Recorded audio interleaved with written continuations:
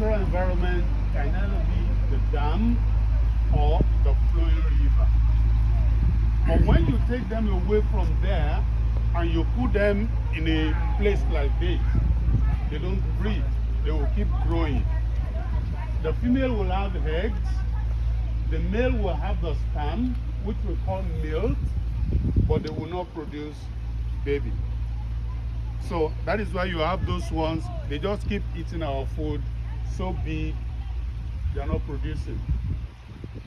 But there is a way we produce catfish in captivity like this. So if you want to produce, for example, all of these ones that we saw here were bred here. We produced them here and they grew up to become this big. Now let's assume we want to produce catfish baby, which we call fingerlings. Now what we need to do is take a male out, take a female out. Then we will inject the female with hormone, like injection. We inject the female, then we cover it up overnight. Let's say we inject like 5 o'clock this afternoon, then we cover it up, not with blanket, put it inside water, cover it, cover the container, because if we don't, they will jump out. So inject it, put it inside a container, add a lot of water, cover it, and put heavy stone on top of it so that they don't jump out. So the hormone will help the eggs to become to become fertilized, to become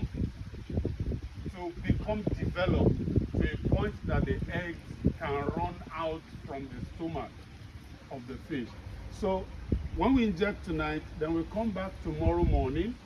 By the time we return tomorrow and we carry the female fish, the stomach will have extended because the egg will have broken into literally to one single individual inside them. So when we press the stomach of the female fish, the eggs will run out into a bowl. So when the eggs run out into a bowl, then we'll take the male. Unfortunately, we will have to kill the male. We kill the male, then we remove the sperm duct and artificially squeeze the sperm on the eggs. Mix together very well and then incubate. So we incubate the eggs with flowing water or with a RAS system, and within 36 hours the eggs will hatch, and then we are going to have hatchling. So we feed the hatchling, we take care of them, and then they can grow and develop to this point. So that is the basic basic ways of producing catfish fingerling. We'll inject, and then we do artificial insemination, then we incubate artificially. All right. Now, one thing that is very important is the water quality, because this is where they live. They live in water. If the water is not good, they will definitely die. They will fall sick, then they will die. So their home must be top-notch. That is why what we have here is a running system where the water is running from here, from the top actually. That is the filter system. So from there, the water is running into the tank, and water is running from the tank into this gutter, into that sump. There is a sump there, and then the machine, the pumping machine, will pump the water again to that place. Now, that's the series of tanks that we have there is for purification. It will first of all get into the first slot, then it will come down into the second slot. The second slot, the first slot contains sand filter, so the water will filter out, remove all the dirt, and then clean water will flow here, flow into the sump, and then the pump will pump it again. So that is how it goes, just to make sure that the water quality is good.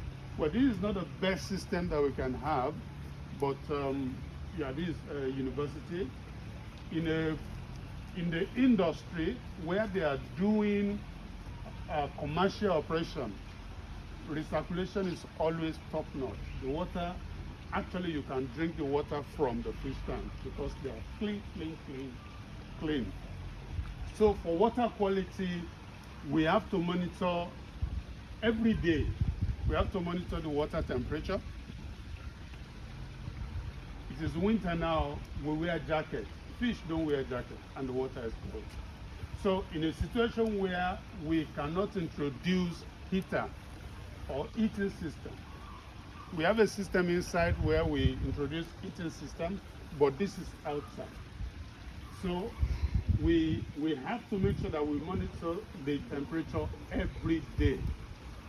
Fish can thrive very well in a temperature of between 28 degrees and 32 degrees centigrade. So we have to monitor that and make sure that that happens. So temperature is very, very essential that we must monitor. Dissolved oxygen is also very important. Some of these fish, especially tilapia, cannot breathe atmospheric oxygen. Catfish can breathe atmospheric oxygen. That is why once in a while they come up, breathe air, just like we breathe, and then they go back. But for catfish, for tilapia, they can't breathe atmospheric oxygen. So we have to make sure that we incorporate oxygen into the water. That is why we have the water splashing in. As it splashes in, it incorporates oxygen into the tank system so that there will be oxygen for the fish. So oxygen is very, very important, just like it is important for us. No oxygen in 5 minutes, then by the time you come here tomorrow, most of the tilapia will have died. Catfish don't die of oxygen easily because they can breathe atmospheric oxygen.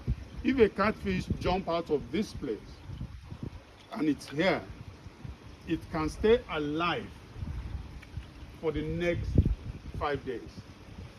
Just here.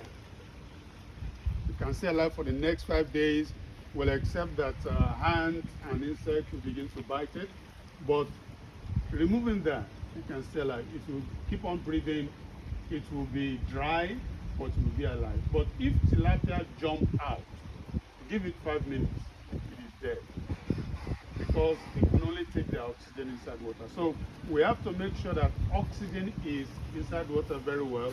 And the minimum oxygen that must be in a fish tank per time is at least 5 milligrams per liter of water.